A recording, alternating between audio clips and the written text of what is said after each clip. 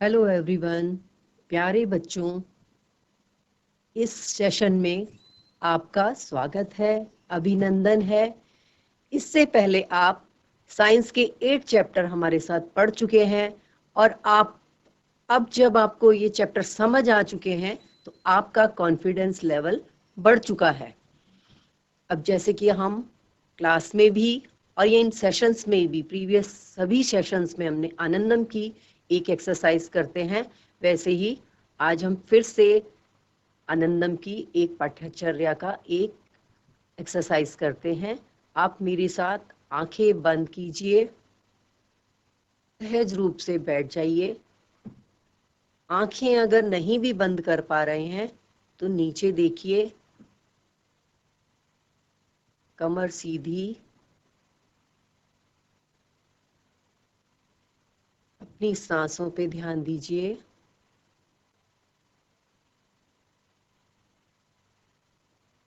सांसें आ रही हैं, सांसें जा रही हैं।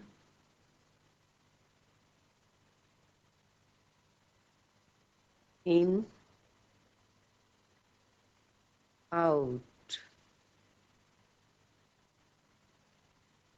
इन, आउट।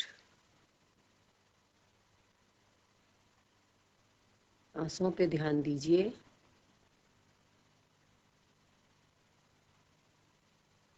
इन, आउट, इन, आउट। अब अपनी हथेलियों को आपस में रगड़ते हुए अपनी आईज पे लगाइए और धीरे धीरे आंखें खोलने की कोशिश कीजिए। रिलैक्स बच्चों, अच्छा लग रहा होगा आपको। ये एक्टिविटी से हम ज़्यादा कंसंट्रेट कर सकते हैं, अपना पढ़ने पे मन लगा सकते हैं और अपनी मेमोरी शार्प कर सकते हैं। मैं Anju Mehndi Ratta, assistant teacher of science, upper primary school Katarpur, Haridwar से। इससे पहले हमने चैप्टर नंबर 9 आपसे डिस्कस किया था, the living organism, characteristics and habitats. बच्चों, हमने इसके बारे में थोड़ा पढ़ चुके हैं कि क्या होता है हैबिटेट और हमारी सराउंडिंग में, हम किस सराउंडिंग में रहने के लिए हम अडेप्टेशन है। हम हमारी सराउंडिंग में, जैसे बच्चों पहले बोलते थे, बड़े लोगों से हमने सुना था, रोटी कपड़ा और मकान, सुना था ना बच्चों। तो यही इसी को थोड़ा सा एक्सपेंड कीजिए। इस रोटी कपड़ा और मकान में आप एयर जोड़ दीजिए। जैसे रोटी में क्या है, हमारा फूड भी आता है और वाटर भी आता है, और मकान में शेल्टर हो गया हमारा। तो हैबिटेट क्या है बच्चों हमारी, जिसमें हमारा वाटर है, फूड है और शेल्टर है, एयर है। ये सारी चीजों को मिलकर जो हमारा एक सराउंडिंग बनता है जिसमें हम कंफर्टेबल होते हैं, ये हमारा हैबिटेट कहलाता है, जो हमने इससे पहले सेशन में इसका डिस्क्राइब भी कर लिया है। मैंने आपको बताया था कि हमारी इस हैबिटेट में, हमारी सराउंडिंग में टेरेस्ट्रियल प्लांट्स हैं, एक्वेटिक प्लांट्स हैं। हम बात कर रहे थे टेरेस्ट्रियल प्लांट्स की, यानी लैंड जिसमें हम भी रह रहे हैं, हम भी कंफर्टेबल हैं। तो बच्चों अगर देखो, हमको अगर पानी में हमें कुछ टाइम के लिए हमें छोड़ दिया जाए तो क्या बच्चों हम सरवाइव कर पाएंगे? नहीं कर पाएंगे, क्योंकि हमको ब्रीदिंग की प्रॉब्लम होने लगेगी और हमें ये लगेगा कि बस हमें जल्दी से पानी से बाहर निकालें। इट मीन्स हम लैंड के लिए सुटेबल हैं, हमारी हैबिटेट क्या है, लैंड है।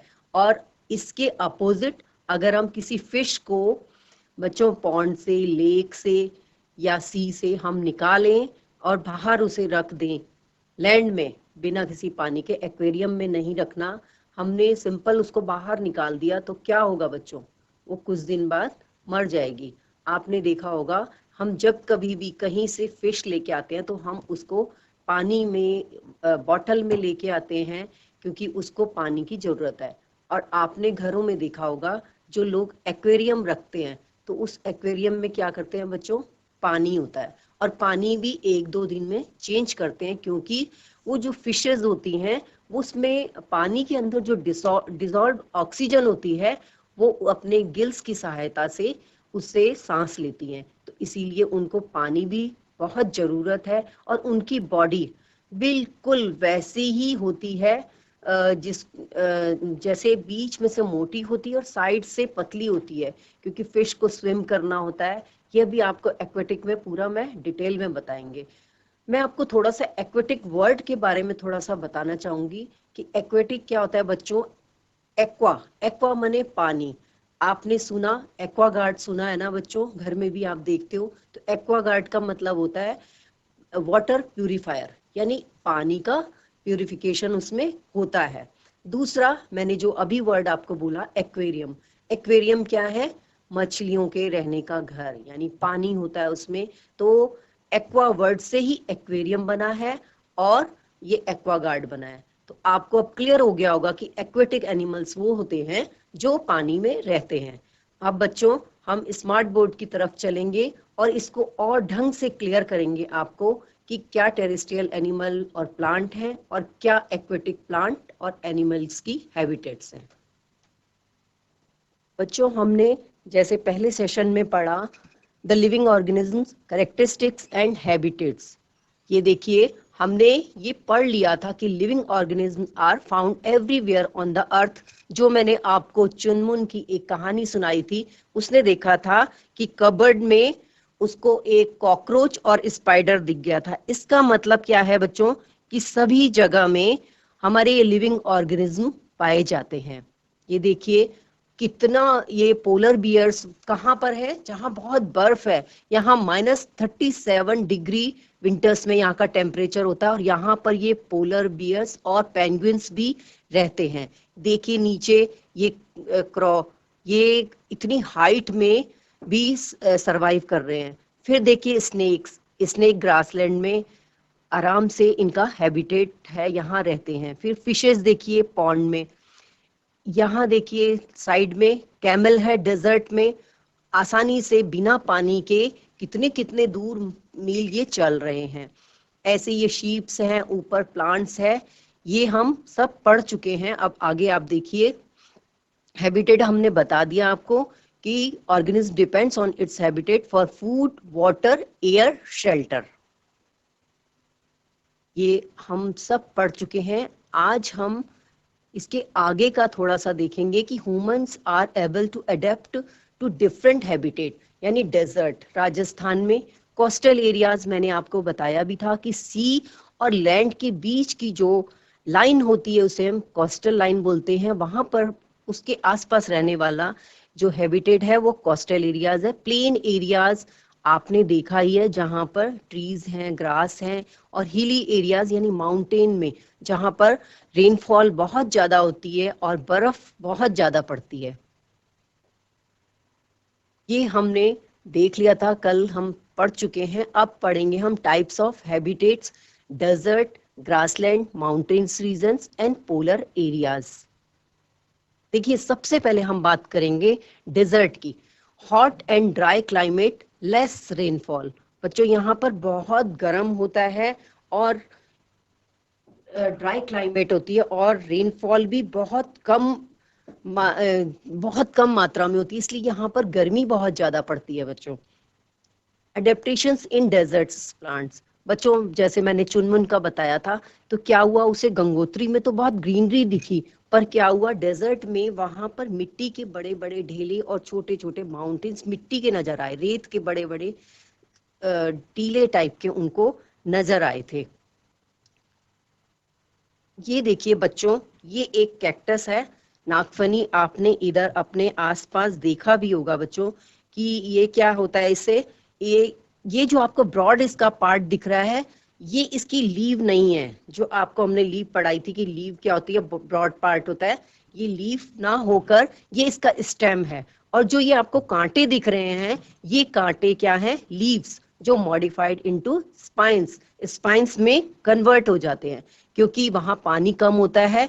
और इस लीव्स की सहायता से यहाँ पर इसमें खाना जो बनने की प्रोसेस है फोटोसिंथेसिस, वो इसमें इसके लीव्स में ना होके स्टेम में होती है, क्योंकि पानी बहुत कम होता है रेगिस्तान में। ये देखिए कैक्टस, ये सारे आप कैक्टस के ये एग्जाम्पल हैं। डिफरेंट डिफरेंट टाइप के कैक्टस आपको डेजर्ट में मिल जाएंगे। ये देखिए स्टेम, मैंने आपको बताया कि ब्रॉड स्टेम है और leaves modified into spines, spines में कन्वर्ट हो जाती है। एडेप्टेशंस इन डेजर्ट एनिमल्स, बच्चों मैंने कल भी आपको बताया था कि क्या होता है यहाँ डेजर्ट में, क्या होता है, स्नेक और रैट ये दिन भर बाहर नहीं निकलते, ये ऐसे बिल बनाकर रेगिस्तान के अंदर रहते हैं। Desert rats and snakes stays in deep burrows in the sand to stay away from the intense heat during the day. बहुत गर्मी होती है इसीलिए पूरा दिन ये बाहर नहीं निकलते। These animals come out only during the night when it is cooler. जब ठंड हो जाती है तब वो बाहर आते हैं। Body color of many desert snakes resemble the color of desert sand, hence they are less visible to their predators. Predators क्या होते हैं, जो बच्चों जो इन पर अटैक करते हैं उनको प्रीडेटर्स बोलते हैं। तो इनका कलर क्या होता है, बिल्कुल सैंड जैसा ही होता है, इसीलिए अपने प्रीडेटर से ये बच जाते हैं। ये देखिए बच्चों कैमल, कैमल क्या है, camels long legs help to keep their body away from the heat of the hot sand in desert. बच्चों क्योंकि नीचे बहुत गर्मी है सैंड में, तो इनकी बॉडी और नीचे सैंड के बीच में इनकी इतनी लंबी लंबी लेग्स है कि वो गर्मी इनकी बॉडी तक नहीं पहुंच पा सकती। Camels feet are wide which prevent them from sinking in the sand. इनकी फीट बहुत बड़े बड़े चौड़े चौड़े होते हैं, जिससे क्या होता है कि ये इन मिट्टी में इनको सिंक यानी उनको अंदर धंसने में बचाता है। A camel can drink large amount of water at a time. बहुत सारा पानी वो एक बार में पी लेता है and store it in their body. The camel can survive for 20 days without drinking water and can drink more than 100 liters of water at a time if the camel is thirsty. अगर वो thirsty है, प्यासा है, तो वो एक बार में बच्चों 100 लीटर पानी पी लेता है। They excrete small amount of urine. बहुत कम वो यूरिन पास आउट करता है। Their dung is very dry. बच्चों डंग जो होता है, डंग गोबर को बोलते हैं, बहुत ड्राई होता है क्योंकि पानी इतना वो बाहर निकालते ही नहीं है। And they do not sweat, हमारी तरह इतना ज्यादा पसीना भी उनका नहीं निकलता। Since camels lose very little water from their bodies they can live for many days without water. बहुत दिन तक वो बिना पानी के सर्वाइव कर लेता है। Hump present on camels back stores fat. जो हम्प ऊपर दिख रहा है आपको कुबड़ सा, इसमें क्या करते हैं, वो फैट इकट्ठा रखते हैं, स्टोर करके रखते हैं, और उसी की हेल्प से वो बहुत दिन तक कुछ ना भी मिले तो वो स्टोर फूड से अपना काम चला लेते हैं। It helps it to survive long periods without food and water. Camels long eyelashes to protect its eyes from sand.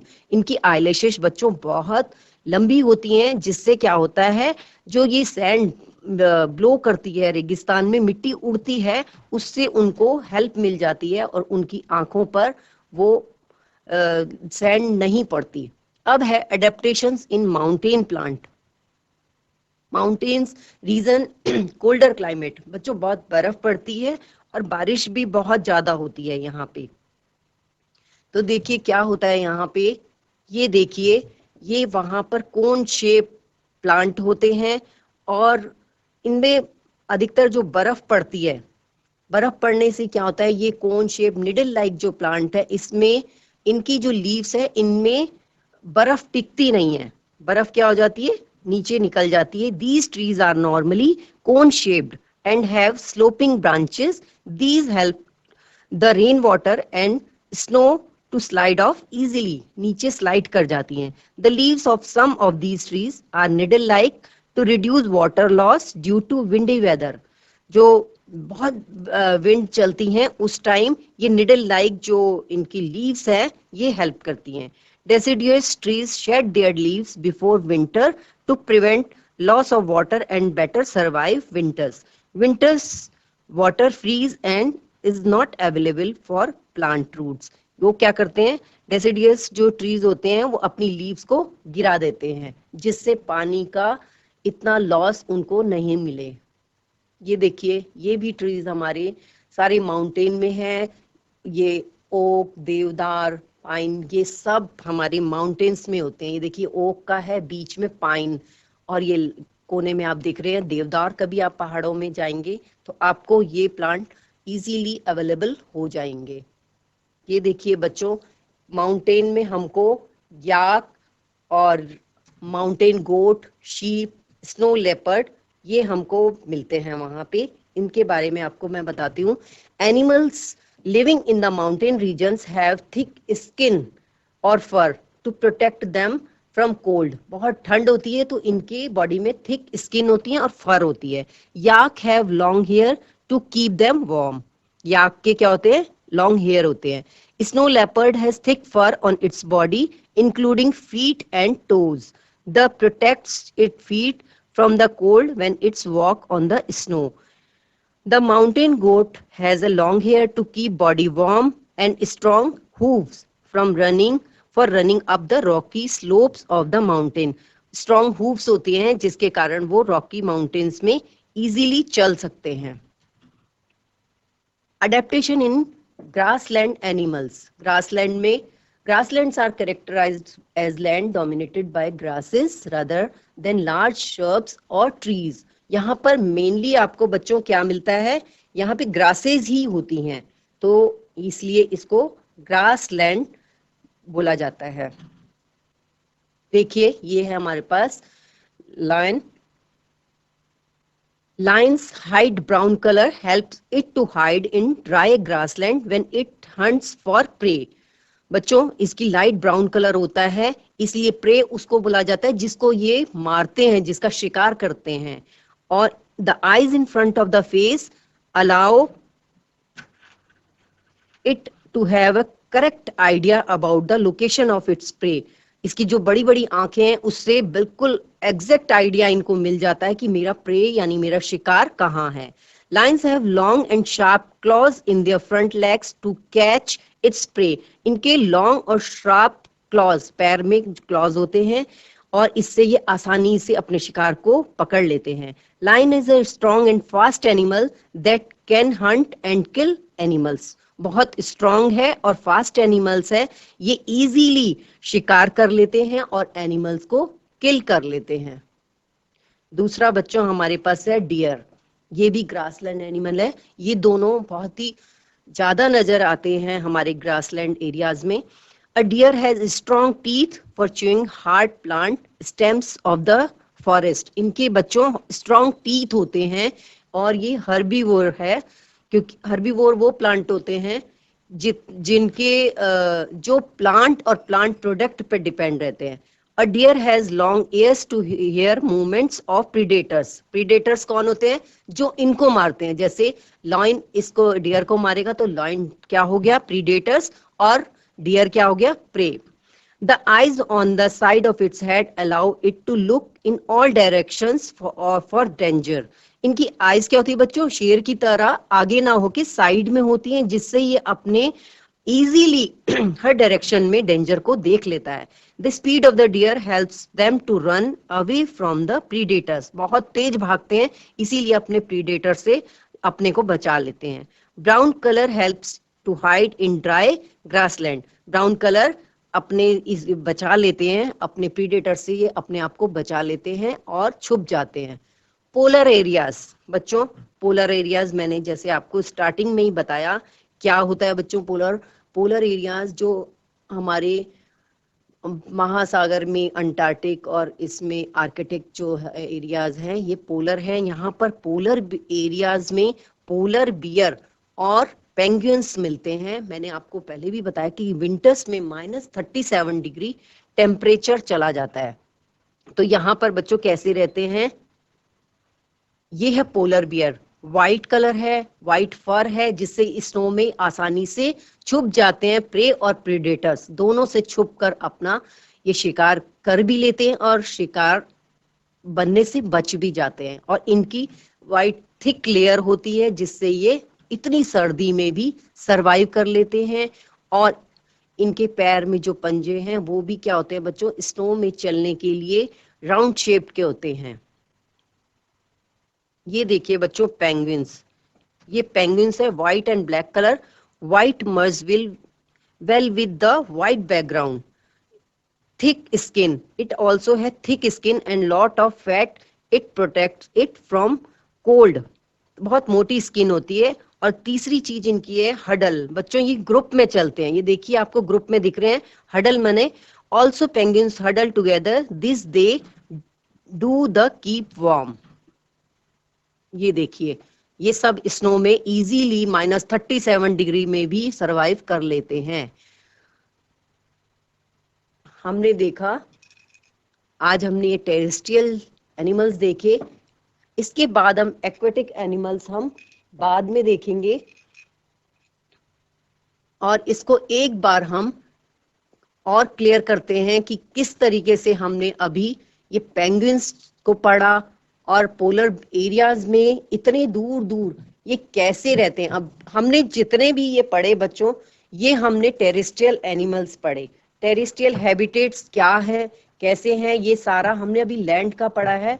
इसके नेक्स्ट सेशन में हम लोग पढ़ेंगे aquatic animals, aquatic animals plus plant. अब आपने अभी जो ये पढ़े हैं ये आपने organism and surrounding where they live, कहाँ कहाँ ये रहते हैं, क्या क्या इनकी हैबिटेट है। जैसे मैंने आपको स्टार्टिंग में एक चुनमुन और पिंकी का एक मैंने आपको स्टोरी सुनाई थी कि वो बच्चे कहाँ गए बच्चों, गंगोत्री गए, गंगोत्री के बाद वो माउंटेन्स में गए, और माउंटेन्स के बाद वो राजस्थान में गए, और राजस्थान के बाद वो पुणे में गए, यानी कोस्टल एरियाज में गए। मैंने आप उन बच्चों ने क्या क्या देखा था, गंगोत्री में तो उन्होंने याक देखी, माउंटेन गोट देखी थी, और वहां पर देवदार के बड़े बड़े ओक के बहुत बड़े बड़े ट्रीज देखे। और उसके बाद जब वो राजस्थान में गए तो बच्चों वहां पर उन्होंने क्या देखा, वहां पर उन्होंने बहुत सारे कैक्टस देखे। कैक्टस क्यों थे, क्योंकि कैक्टस वहां पर क्या होता है, पानी कम होता है, इसीलिए कैक्टस को ज्यादा पानी की जरूरत नहीं पड़ती, इसीलिए वहां पर कैक्टस और लो वेजिटेशंस होती हैं। कैमल और ये रैट और स्नेक्स, इस टाइप के वहां पर उन्होंने एनिमल्स देखे।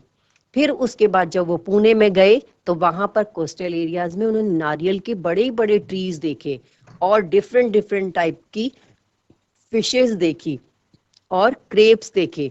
और बच्चों क्या क्या कलेक्ट किया था उन्होंने वहां से, उनकी सिस्टर पिंकी ने मोतियों की माला, और उनकी मदर ने क्या लिया, सीप के बहुत सुंदर सुंदर लैम्प्स अपने घर के लिए लिए, और उस चुनमुन ने वहां से छोटे छोटे मोती इकट्ठे किए।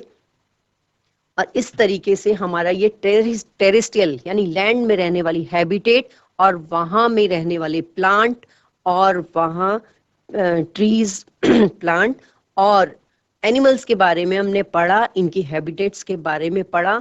अब बच्चों अगर आपको ये चैप्टर पूरा, क्योंकि बहुत लेंदी चैप्टर है, इसको पूरा समझना है तो इससे पहले वाले सेशन को भी आप अच्छी तरीके से देख लीजिए, पढ़ लीजिए और नोट डाउन कर लीजिए। और इस सेशन में आपने जो पढ़ा इसको नोट डाउन कीजिए, और नेक्स्ट सेशन में हम एक्वेटिक एनिमल्स के बारे में पढ़ेंगे, उनकी ग्रोथ के बारे में पढ़ेंगे, स्टिमुलाई के बारे में पढ़ेंगे।